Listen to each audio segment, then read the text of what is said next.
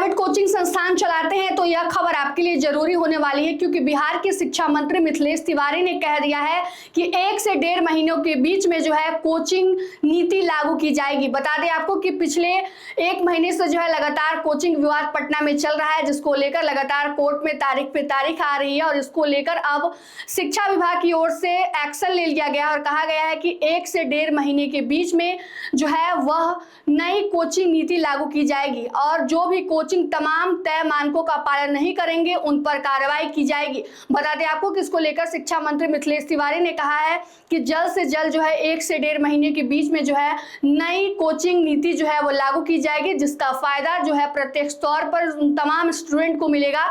जो अभी कोचिंग में पढ़ाई करते हैं। और ऐसे में बता दें आपको कि लगातार पटना में जो है 2 कोचिंग के बीच का विवाद का मामला बढ़ते जा रहा है, उसको लेकर अब प्रशासन जो है सख्त हो गई है और बिहार के शिक्षा विभाग की तरफ से है 1 से 1.5 महीने के बीच में जो है नई कोचिंग नीति लागू कर दी जाएगी।